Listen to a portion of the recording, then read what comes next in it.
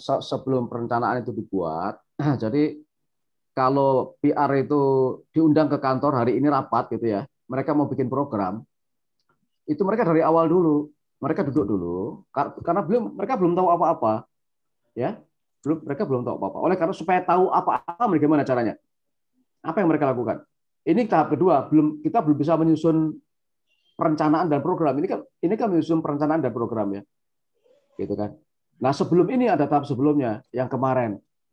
Nah yang kemarin itu dilakukan apa oleh PR? Secara umum coba diingat-ingat.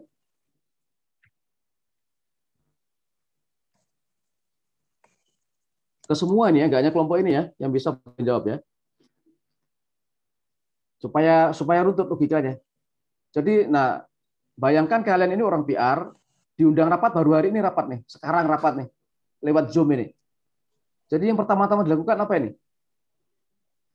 Pertama-tama yang dilakukan acuannya yang minggu lalu tentang apa itu misalnya?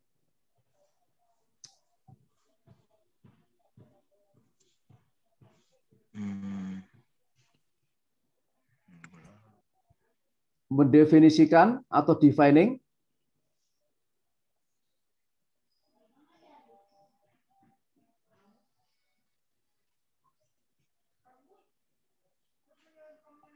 kalau SWOT itu untuk apa SWOT itu? Jangan singkatannya. Untuk apa deh? 5 kata, lima huruf, 5 huruf, 5 huruf, 5 huruf, 5 huruf.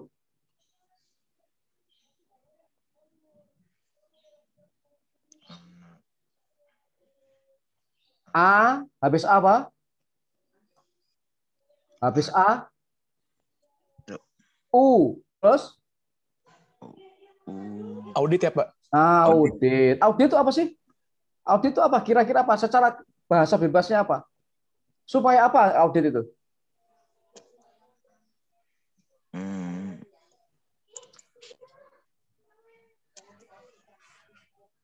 Kalian kalau pergi jauh pakai mobil, apa yang harus dilakukan dulu? Pergi jauh banget. Pak. Hah? Cari tahu apanya? Cari informasi apanya? Informasi. Kemarin kan udah saya kasih ilustrasi itu. Iya. Kalian dari titik A mau ke titik B, mau naik kendaraan motor boleh, mobil A boleh. Sebelum ke sana, sebelum dari A, sebelum dia yang diaudit apanya dulu? Kendala. Apanya? Apa yang diaudit dulu Saya apanya? tahu kendala. Oh, tidak hanya kendala. Barangnya apa barangnya? Mau diaudit dulu apa barangnya? Barangnya itu dulu. Materialnya apa yang mau diaudit? Materialnya bisa dipegang. Yang bisa dipegang informasi. Nih. Informasi itu nggak bisa dipegang, Pak. Ini bisa dipegang nih. Handphone ini. Nih, material. Material nih bisa dipegang. Apa nih? Itu imaterial informasi itu. Tujuan. Apanya dulu? Yang mau diaudit apanya dulu sebelum berangkat? Tujuan. Material. Barangnya. Ada barang yang harus diperiksa dulu apanya nih? Yang mau diaudit. Barangnya nih. Apanya? Motornya yang harus diaudit. Motornya, kendaraannya dulu, bos. Itu material nih, material. Nah, itu. Dicari problemnya dulu, masalahnya di mana. Kita ini punya sumber daya nggak kita ini? Punya sumber daya nggak? Jadi introspeksi, audit itu introspeksi, Pak. Di dalam diri, gitu. Apa itu yang mau dicari dulu? Ini siap nggak motornya ini? Jangan-jangan nggak ada rodanya lagi. Dilihat roda lengkap. Jangan-jangan nggak ada bensinnya. Lihat bensinnya. Bensinnya cukup. Mesinnya bisa nggak? Businya bagus nggak? Coba dulu motor itu. Kan begitu. Semuanya dilihat dulu, Pak. Itulah yang namanya SWOT. Kira-kira begitu SWOT itu. Ya. Diukur. Lah kalau itu namanya yang internal. Yang internal dari SWOT apa kemarin? Yang internal dari SWOT. Yang bisa dikontrol apa? Dari SWOT. SWOT itu S apa? Strength. W weakness. Yang bisa dikontrol internal kekuatan, Pak, dan juga dan kelemahan. Yang bisa yang melekat dalam diri. Yang melekat dalam diri itu apa? Yang ada bukan di luar. Kekuatan dan kelemahan. Nah, kekuatan dan kelemahan. Itu yang dicari dulu. Di dalam dulu. Di dalam itu cari dulu. Apa kelemahan kita apa ya? Kekurangannya apa? Itu namanya defining problem. Mendefinisikan masalahnya dulu. Ya, apa masalahnya nih? Sejauh mana masalah itu bisa dikelola? Dikelola itu kalau Kalau gede bisa nggak dikecilin dia? Seberapa dia bisa dikecilin? Ya, seberapa dia bisa dikecilin? Gitu. Sekecil apa? Bisa ditekan terus nggak? Ditekan lagi nggak? Hilang. Bisa nggak dihilangin dia? Kira-kira seperti itu. Ya, itu masalahnya tuh. Tapi sebelum itu ditemukan dulu, dicari dulu dia. Di mana posisi masalahnya nih? Gitu ya.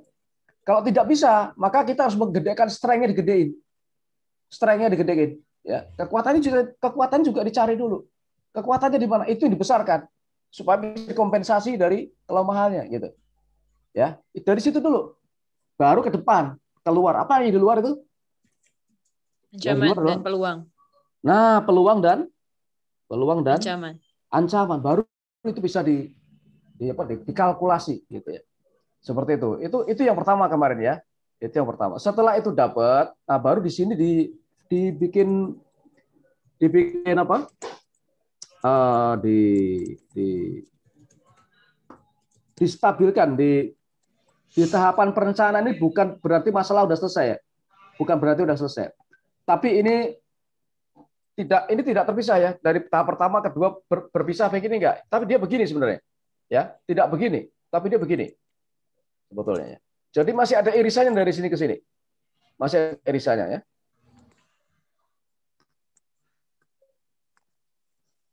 Jadi di dalam planning tadi kalian sebutkan misalnya ada apa tuh? Misalnya ada contohnya adalah apa tadi?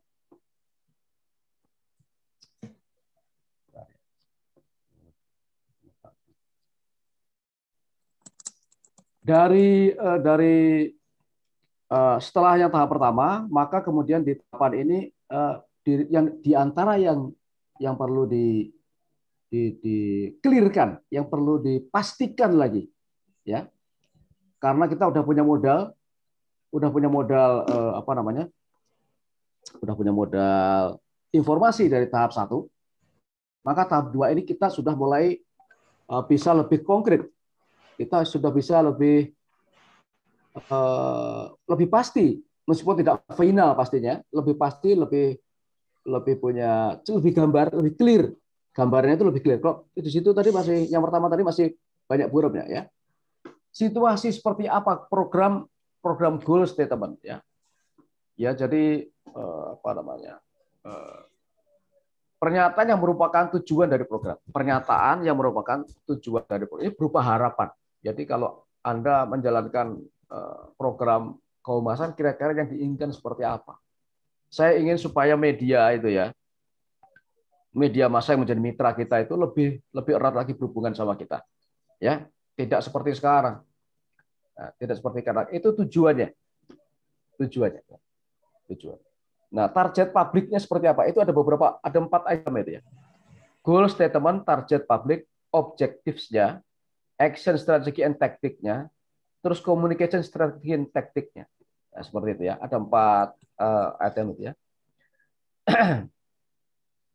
Ya, kemudian situasinya diinginkan seperti apa? Seperti apa? Target publiknya kepada siapa program ini ditujukan? Siapanya itu bisa internal, bisa eksternal.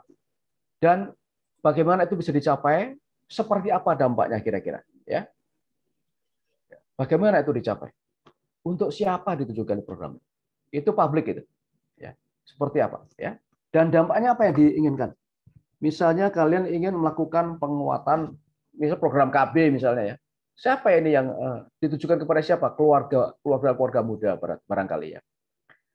Yang ingin dicapai apa yang ingin dicapai? Yang dicapai ya supaya kalau program itu jalan, itu yang dicapai itu output namanya.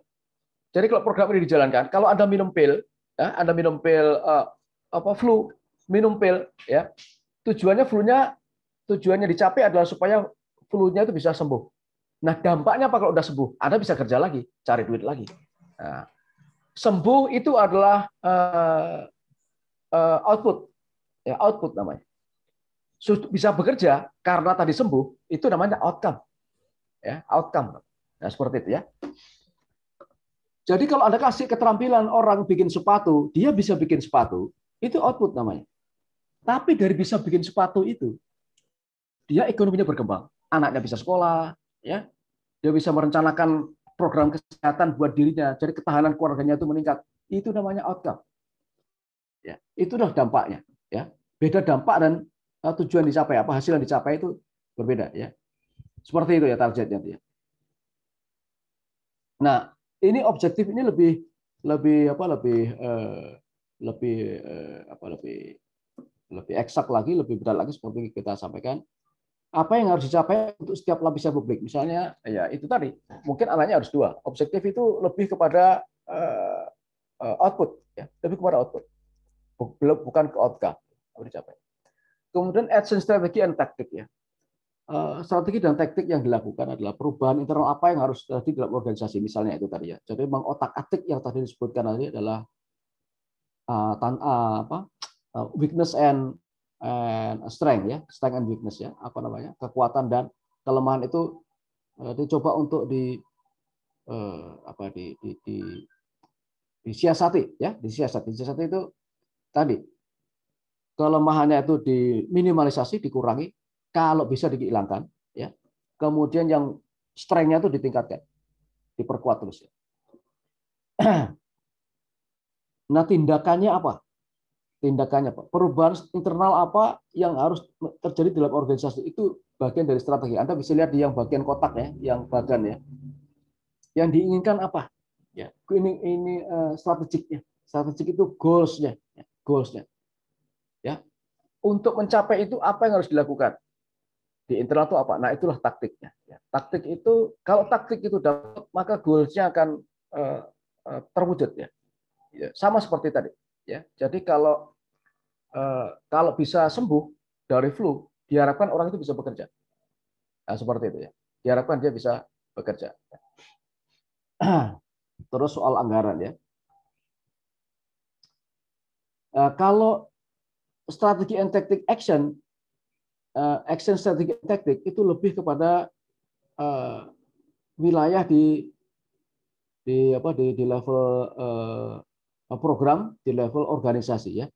Tapi kalau yang poin ke-5, 1, 2, 3, kelima ya, communication, strategi and tactic, ini jelas menyasar kepada komunikasinya, yaitu mungkin ke media komunikasinya, ke kontennya, kemudian ke audiensnya, ya, lebih ke sana ya. Misalnya bagaimana cara terbaik orang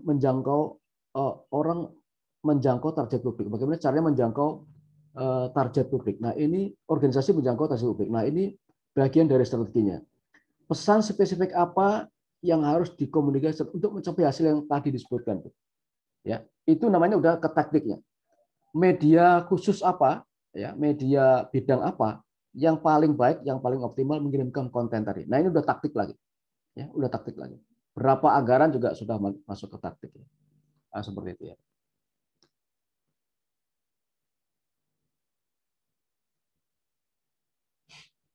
Ada pertanyaan, boleh bertanya ya.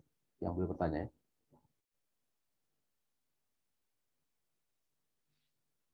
Sebagian ini masih bicara soal yang kemarin, ya, sebagian. Karena ini memang irisan ya, tidak bisa dilepas satu sama lain.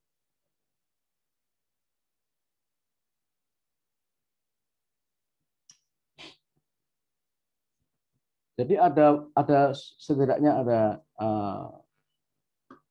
3 bagian yang harus ditekankan di sini terkait dengan planning and programming. Jadi apabila tadi tahap yang pertama sudah kita lalui, yang tadi kita bicarakan pakai SWOT segala macam, maka organisasi relatif sudah bisa merumuskan apa itu goals-nya dan apa itu objektifnya, ya. Di situ ya. Jadi apa goals dan apa objektifnya itu berangkat dari tahap yang pertama yang kemarin kita sampaikan itu ya. Dari defining problem dan sebagainya itu. Kita kemarin bicara soal itu ya. Oleh karena itu di tahapan ini organisasi dan manajemen termasuk PR di dalamnya sudah mulai membahas tentang siapa publik yang harus disasar itu ya. Bagaimana mengartikulasikan atau bagaimana menempatkan sasaran itu supaya betul-betul sampai ya. Supaya betul-betul sampai. Formulasi sasaran itu supaya sampai betul caranya seperti apa. Kemudian sekali lagi strategi dan taktiknya ya. Taktik sudah disampaikan tadi sudah cukup bagus itu. Nah, sedikit saya kasih sedikit ulasan ya. Jadi disebut sebagai cross situational public atau public lintas situasi namanya ya. Ada lagi yang disebut sebagai public specific to situation. Ya, specific to situation. Ini cross situation ya dan specific situation. Cross situation itu adalah variabel-variabel dalam publik yang relatif tidak berubah dalam keadaan apapun. Ya, relatif tidak berubah dia. Ya, seperti misalnya demografi itu usia, jenis kelamin, apalagi ya, kesukuan barangkali ya, agama itu relatif situasi yang relatif pasti relatif tidak berubah, ya relatif tidak berubah. Nah ada yang berubah dalam situasi tertentu, ya berubah dalam situasi tertentu. Situasinya begini, dia berubah. Ini berubah. Nah itulah yang menimbulkan perbedaan, perubahan ya, yang harus dikaji oleh public relations supaya tadi goals and objective program tadi itu betul-betul bisa optimal. Nah, itu mesti diolah yang itu tuh, yang public specific to situation ini. Tadi disebutkan teori-teorinya ya. Misalnya, ya jadi pertama untuk menetapkan suatu target audience itu PR ya, harus betul-betul bisa membuat target yang spesifik. Ya, jangan sampai ada statement yang menyatakan bahwa publik umum atau general public itu sesuatu yang terlalu luas ya, karena publik itu sendiri tadi ada segmentasi seperti misalnya demografi ya, di situ sebentar ada demografi ya, sosiografi dan sebagainya itu ya, ada banyak sekali ya. Jadi ada etnografi, ada etnik, ada political occupational ya, ada special interest group ya, macam-macam ya. Kemudian ada region ya, ada di samping tetap ya, ada usia, ada pendidikan, ada pendapatan dan sebagainya. Sociographic and demographic ya. Sociographic itu ada usia, pendidikan, pendapatan ya. Yang demographic itu terkait dengan di mana mereka berada, yaitu misalnya etnisitas, kesukuan ya. Ras itu lebih ke genetik ya. Religious ya, religiosity-nya berbeda-beda, geografiknya beda-beda, politiknya, aliran politiknya berbeda-beda orang. Nah ini harus clear, PR itu harus clear. Yang dicapai itu yang mana, yang mau disasar itu yang mana, target audiensnya yang mana. Ya, jadi mesti definisinya harus jelas, segmentasinya harus jelas, ya, targetnya harus jelas, supaya programnya itu cocok. Ya, cocok. Kalau tidak cocok, tidak akan jalan. Ya, kemarin sering saya ngomong soal sampo ya. Sampo, kalau kita sampo hijab banyak sekali mereknya sekarang ya, dan sangat gencar iklannya ya. Saya kira itu masuk akal ya, masuk akal ya, karena Indonesia mayoritas muslim ya, berarti PR memberikan saran kepada manajemen untuk menjajaki segmen muslimah ya. Muslimahnya itu siapa? Orang tua ya. Lansia perempuan, jenis kelamin pasti perempuan. Kalau sampo hijab ya nggak untuk pria ya, berarti segmentasi gendernya perempuan ya kan. Nah perempuan itu yang mana? Perempuan muslim itu yang mana ya kan? Apakah yang lansia 60 tahun ke atas, 50 40 tahun, atau 40 30 tahun atau 20 tahun, atau yang remaja atau yang anak-anak, yang mana? Jadi ini mesti dengan tepat untuk analisis ya, dan dipilih ya, harus tepat. Itu maksudnya seperti itu ya di sini ya. Jadi defining public target audience, defining target audience ini harus jelas siapa, dan kemudian dari situ bisa ditentukan taktik komunikasinya. Tadi kan disebut tadi ada strategi and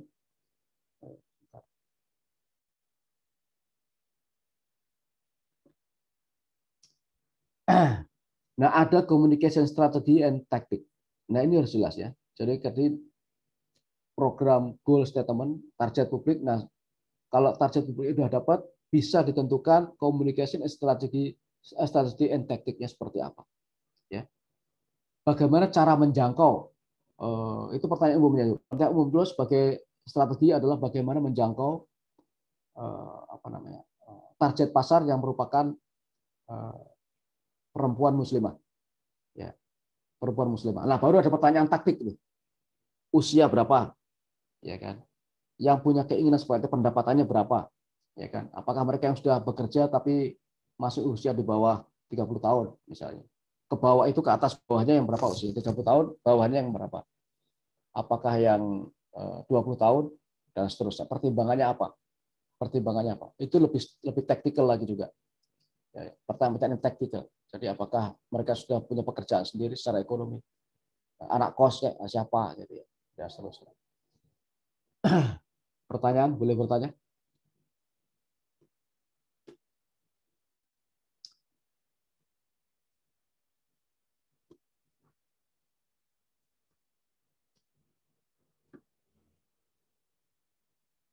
Nah, jadi public specific to situation ini, publik yang akan berubah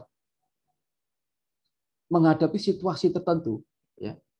Publik yang bisa jadi orangnya sama, tapi pada situasi berbeda, dia akan berbeda, ya. Jadi situasi ini menjadi pengendali. Ini yang disebut sebagai public specific to situation. Situasinya biru, dia bisa berubah menjadi kuning. Situasi merah, dia bisa berubah menjadi hijau. Seperti itu. Nah, ini situasinya ini mempengaruhi keadaan orang ini. Ya. Tapi kalau tadi misalnya jenis kelamin, umur, apalagi tadi satu lagi ya, misalnya itu relatif tidak berubah, dikasih hijau dia umurnya tetap segitu ya. Kemudian dikasih ke situasi yang merah dia umurnya tetap segitu. Ya. Seperti itu ya. Nah, kalau ini dia bisa berubah. Oleh karena itu untuk menghadapi seperti ini, PR penting untuk betul-betul memastikan kalau diberikan program apa maka reaksinya seperti apa. Ya. Nah, itu bisa dilakukan seperti misalnya kita pelajari kemarin itu pakai riset misalnya ya, pakai riset karena variabel yang berkembang banyak sekali, kita mesti memastikan apa variabel yang mempengaruhi ya, keadaan seperti tadi ya.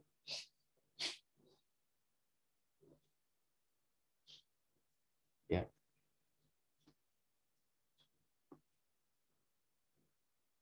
Nah, Dewi mengembangkan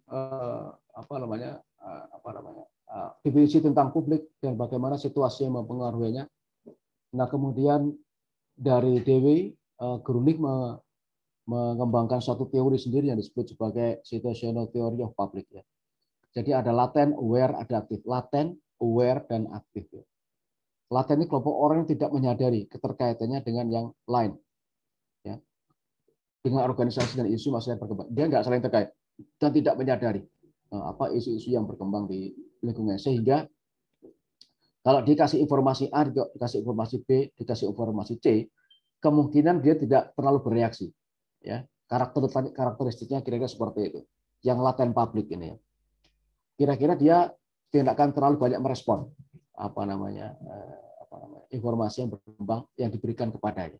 Jadi kalau dia dikasih misalnya iklan sampo hijab itu dia nggak terlalu bereaksi. Mungkin dia akan pilih sampo yang lain, gitu ya. Mungkin ini karena pengetahuannya macam-macam ya. Pengetahuannya mungkin ya kurang pengetahuan, sekolahnya SD barangkali dan sebagainya. Kemudian dia di tempat lokasi hidup di mana di situ tidak terlalu tercurahkan banyak informasi sehingga tidak terbiasa berpikir dan seterusnya. Kemudian ada aware publik, aware publik. Kelompok yang menyadari ya bahwa bagaimanapun ada kelompok ada dampak dari isu-isu atau masalah yang berkembang di sekitarnya. Dia paham itu bahwa dia sering lihat, dia sering menyadari, dia sering mencerna berbagai perkembangan yang terjadi di sekitarnya, ya, terjadi di sekitarnya. Tapi dia sepertinya kurang terkonek ya dengan kelompok-kelompok yang lain. Nah, ini perlu channeling. Nah, perlu dihubungkan dia supaya dia lebih aware ya. Jadi kalau aware publik ini mau dioptimalkan misalnya supaya dia bisa menerima produk sampo tadi, maka dia perlu di-channelkan, dihubungkan dia dengan yang lain. Jadi artinya perusahaan sampo ini perlu memberikan effort tambahan. Seperti itu ya. Supaya dia ada channeling. Kalau channeling ke sana dia bisa lebih aware dengan komunikasi. Nah, kalau aktif publik ini yang aktif berkomunikasi. dengan yang lain paham informasinya di sekitarnya dan seterusnya ya. Pak, mohon maaf. Ya. PPT-nya bisa di-share nggak, Pak? Apa tuh? PPT-nya kan itu PPT-nya belum di-share ya? PPT Bapak Oh, yang mau di share aja, Pak ya?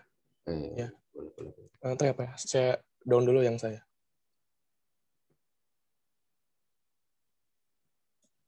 Sama aja kok, ini yang dari ini juga. Dari bahan bacaan juga.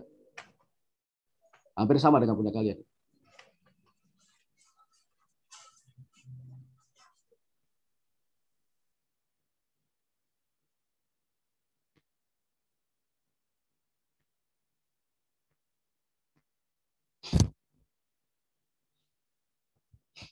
Jadi ini sama aja. Ini saya ringkas-ringkas saja ya di sini. Hampir sama dengan materinya.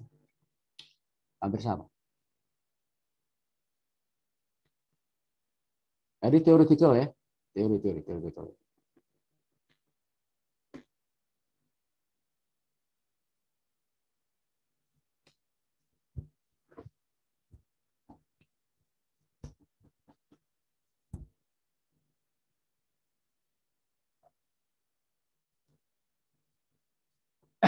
Nah, ini adalah publik yang aktif.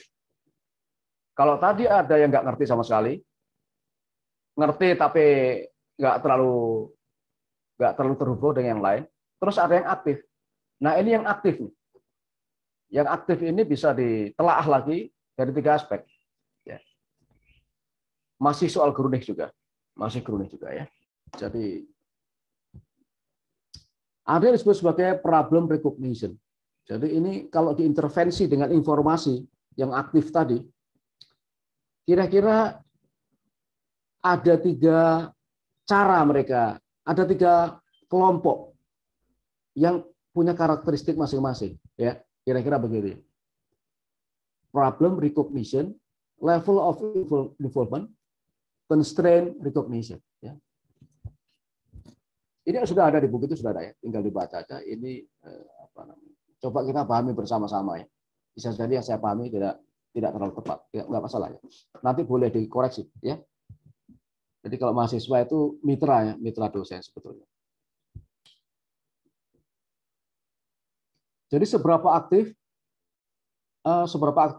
publik itu apabila kepada mereka itu dikucurkan, disampaikan informasi. Kira-kira mereka seperti apa? Yang problem recognition ini orang yang sadar informasi, sadar bahwa dia ada kekurangan informasi nih.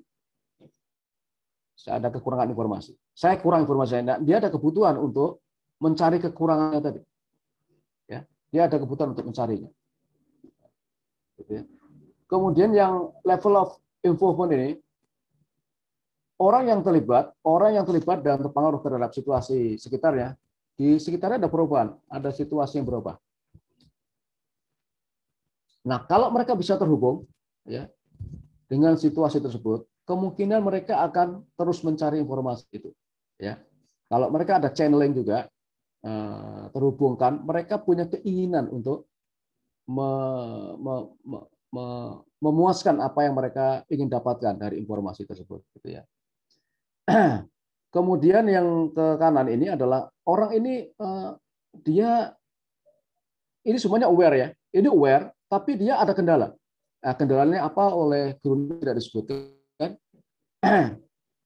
Tetapi pada saat yang sama, dia melihat ada celah bahwa dia bisa berbuat sesuatu untuk menyikapi apa yang terjadi di lingkungannya.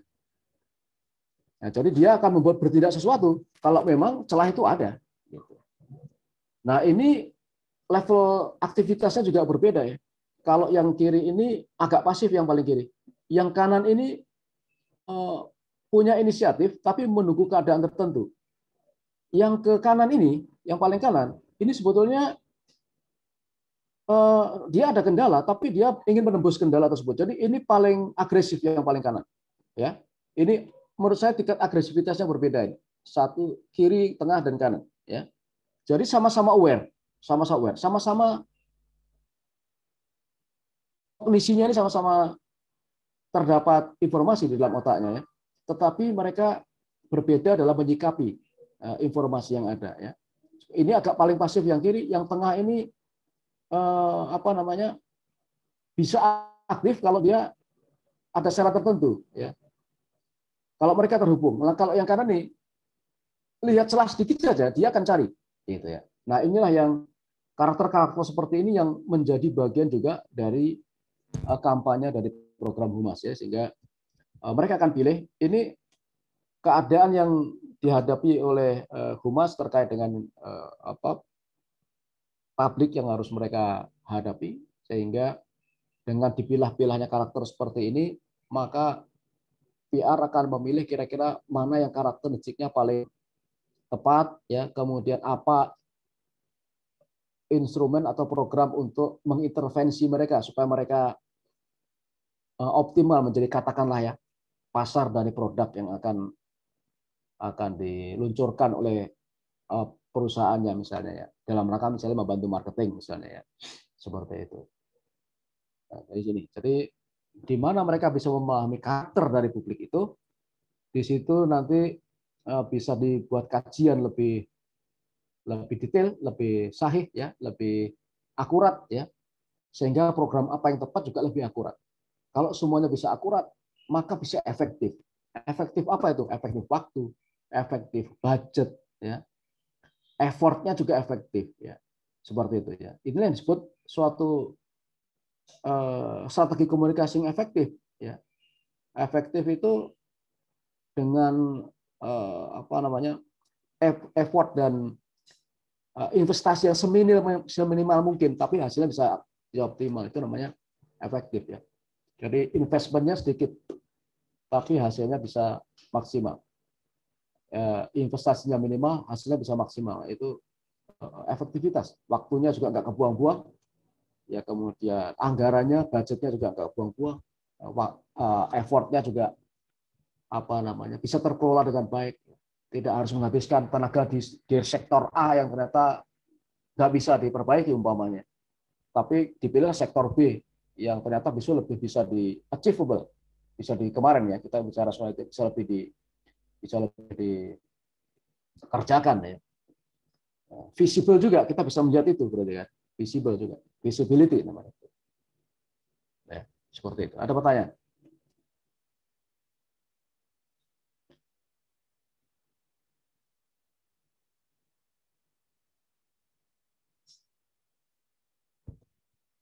Ya, ini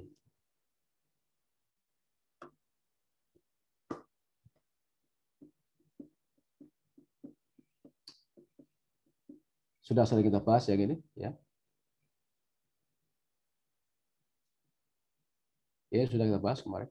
Sebagian ada di sini.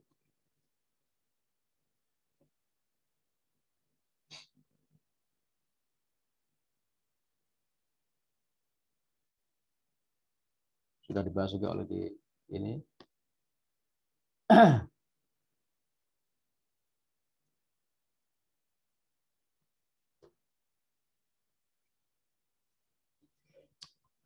Ya, ini masih soal komunikasinya, ya.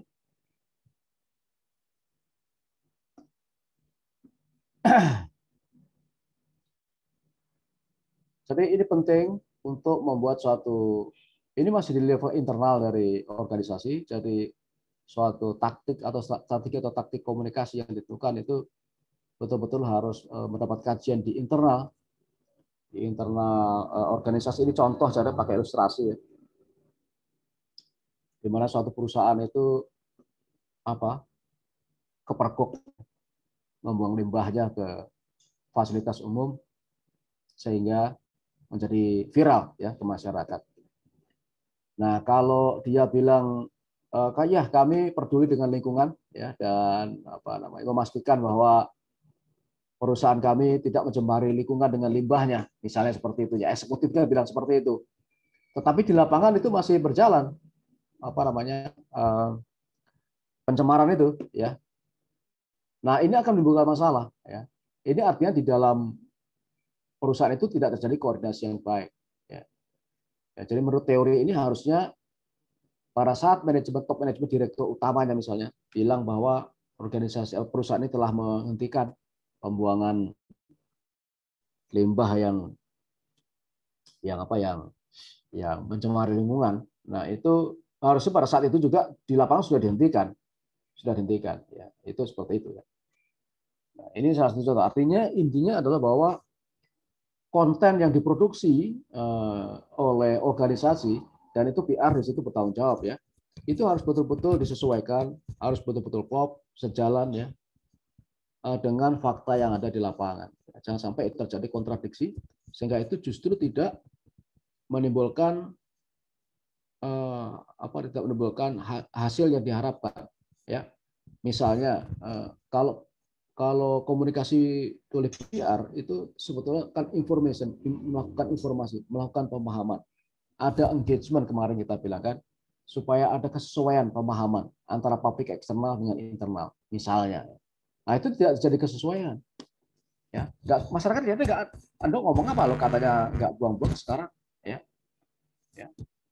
bahwa negara ini demokratis tapi banyak orang ditangkap-tangkap besoknya. Sore bilang bahwa negara ini demokratis bebas berbicara, tapi nanti malam sudah ada yang ditangkap, misalnya seperti itu ya, ngeritik ditangkap, ya besok pagi ada gitu lagi, ya itu berarti kan tidak ada ketidaksesuaian antara disampaikan oleh pimpinan dengan pelaksanaan di lapangan seperti itu. Nah itu yang tidak diharapkan terjadi di sini. Ini bab ini kira-kira bicara seperti itu ya. Jadi tidak bisa kita menjangkau, melibatkan publik dengan gerak, dengan semangat, dengan visi dan misi organisasi kita, tidak bisa. Karena itu tadi, publik masih ada pertanyaan, ya, masih meragukan niatan baik organisasi dan sebagainya. Seperti itu. Ya.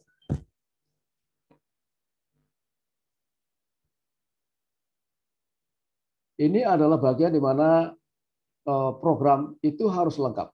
Tadi disebutkan dari atas ke bawah sudah kita bahas tadi ya. Sudah kita bahas di atas.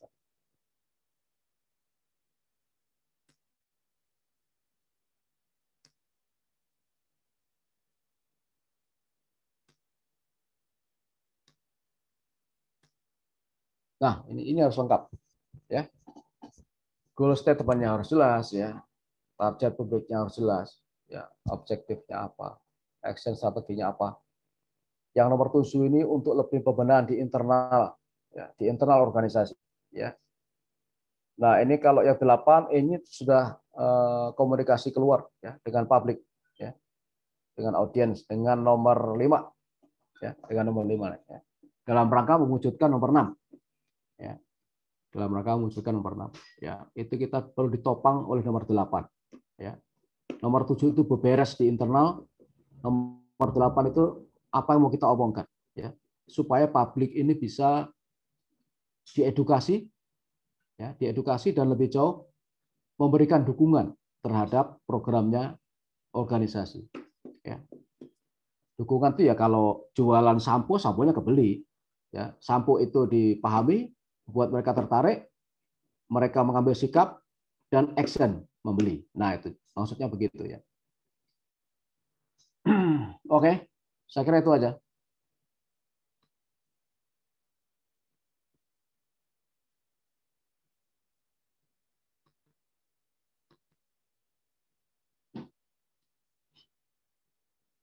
Ada pertanyaan?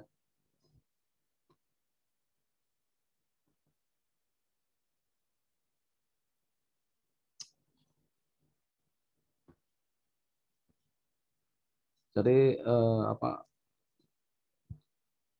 ini sedikit mempermudah saja memahami dari material buku ya. Coba dibaca lagi lebih sesama lagi ya, secara umum seperti ini. Ya. Ada pertanyaan?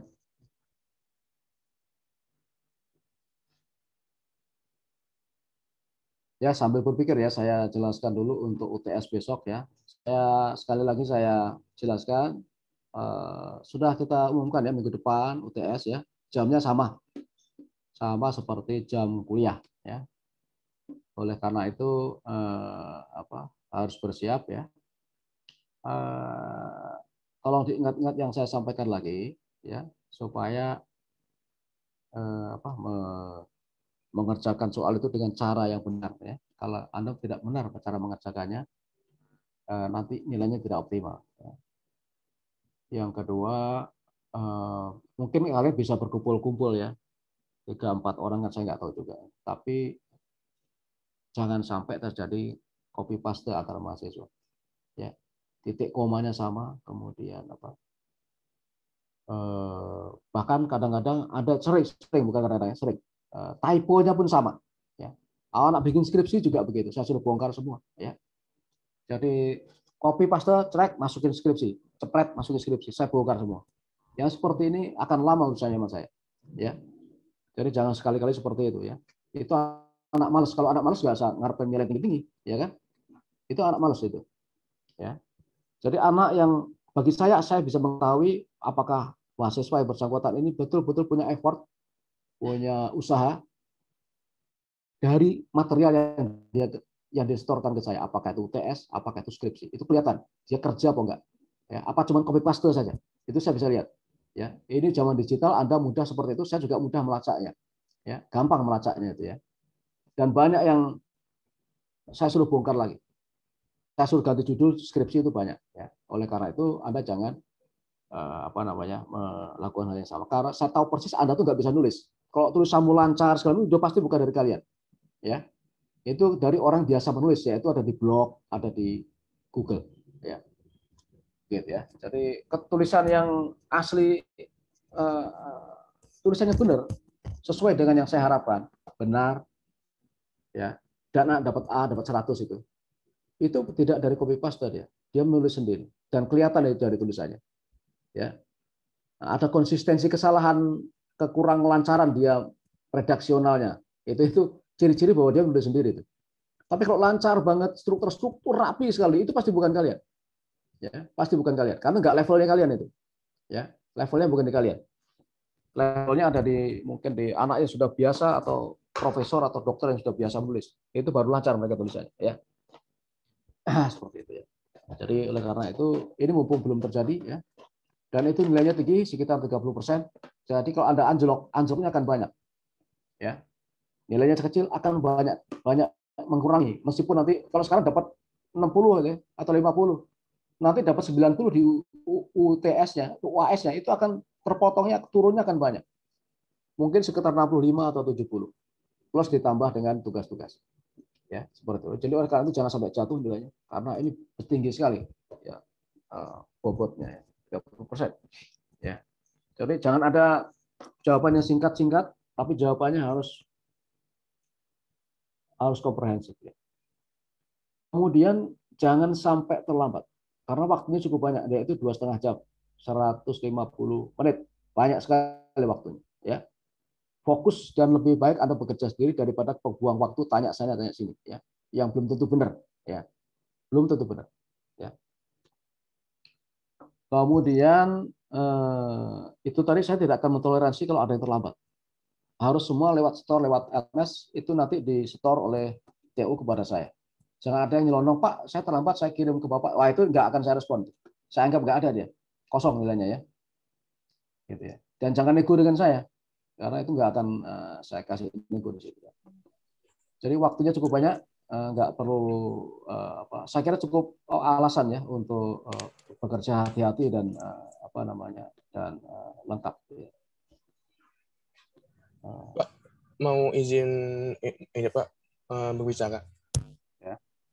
Untuk ini kan dari kita kan ada yang belum belum lunas SPP-nya Pak. Nah itu tuh karena tuh ini Pak mengeluarkan keputusan bahwa itu akan ikut susulan Pak. Jadi Pak yang belum lunas ini Pak akan ikut susulan Pak. Jadi ini ada yang nggak ikut nantinya, ada yang tidak ikut. Iya, yang belum lunas ini. Iya, mungkin dari kelas kita ini ada yang belum lunas SPP-nya, jadi ini akan ikut susulan entar Pak Berapa di banyak? Minggu depan. Berapa banyak? Belum di list Pak ya, belum di data, nanti mungkin di data dulu, nanti untuk kepastiannya ada berapa orang yang ikut susulan. Nah, itu entar akan disusul Pak, akan ikut susulan dan itu akan bebas biaya Pak, gitu Pak. Jadi Pak. Bebas biaya maksudnya? Iya. Jadi itu maksudnya kan nanti kan ada yang belum lunas SPP-nya. Nah, dia tuh nggak akan ikut UTS yang minggu depan, Pak. Jadi dia akan ikut UTS yang susulan, Pak. Gitu, Pak. Jadi, susulannya kira-kira kapan dia? Untuk susulannya ini maksudnya Pak, itu siapa orangnya? Nggak supaya pasti gitu. Kapan dia bayarnya kapan gitu loh. Sehingga dia bisa ujiannya kapan gitu. Itu pertanyaan itu perlu ada jawaban tuh. Bagian Kapan apa dia tuh, Pak? bisa ujian? Kalau ujiannya ini Pak mengikuti kalender akademik yang di Juanda Pak. Kan itu kan ada UTS dan juga ada UTS susulan Pak ya. Kalau nggak salah tuh Pak di Loh, di iya. kalender Kalau akademiknya Pak ya. dia apa namanya? Kalau ujian itu berarti kan ada paksaan dia supaya dia melunasi sebelum waktu susulan selesai kan gitu kan. Gitu loh maksudnya. Iya. Cuman dari fakultas Enggak. ini Pak, fakultas itu memberi keringanan bagi yang memiliki trouble dalam pembayaran SPP itu entar akan ikut susulan Pak. Suruh WA saya, suruh WA saya. Siapa itu yang itu? Mungkin entar saya list Pak ya. Siapa aja yang Berapa banyak? Ada 5 orang? belum ketahuan Pak, belum di list Pak. Mungkin nanti saya list dulu Pak ya Kalau untuk ada yang susulan, saya akan jadikan satu nanti ya, sore dan pagi. Iya Pak, mungkin gitu. Soal susulan itu, soal ujian susulan itu lebih sulit. Ya, jadi sebaiknya jangan susulan. Terserah caranya gimana.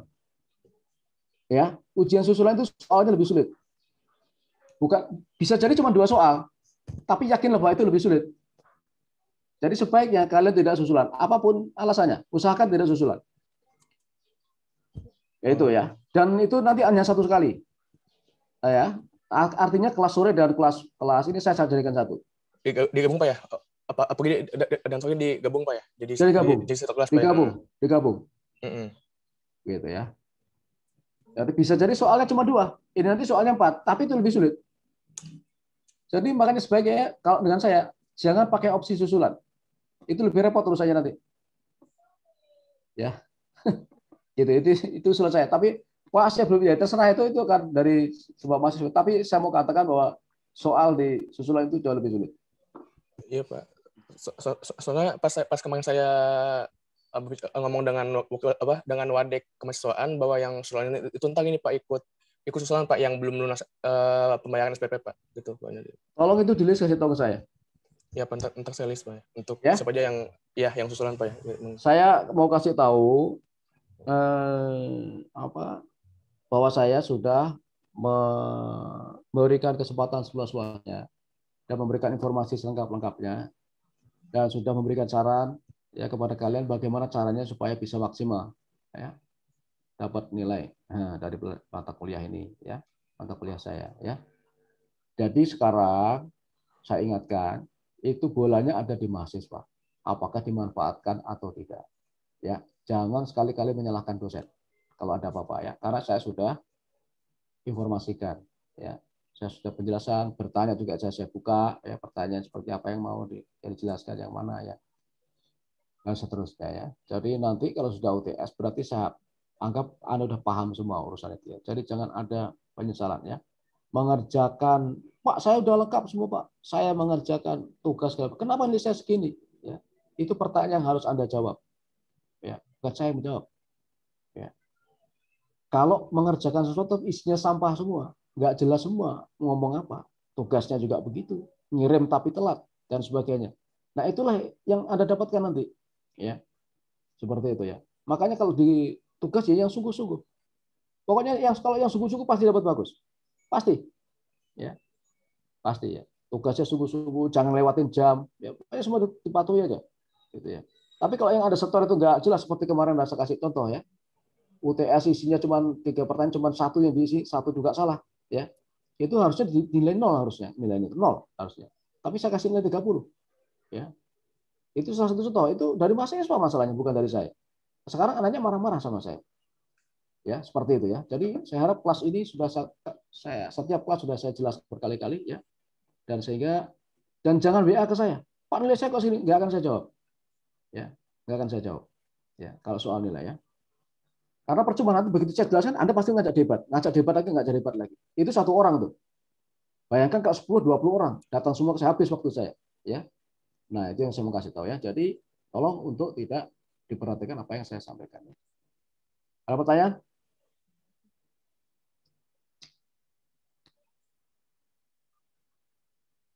Saya kira cukup ya. Sampai ketemu nanti kita mulai jam 13.30 ya. Oh, baik. Tapi biar aja itu jam 1 biar aja itu apa namanya jadwalnya ya. Iya, iya Pak. kelompok 6 untuk yang mata kuliah nanti siang, tolong dipersiapkan dan langsung di up aja kalau udah siap ya. Terima kasih. Assalamualaikum warahmatullahi wabarakatuh. Waalaikumsalam warahmatullahi wabarakatuh. Waalaikumsalam warahmatullahi Terima kasih, wabarakatuh. Bapak. Terima kasih, Pak.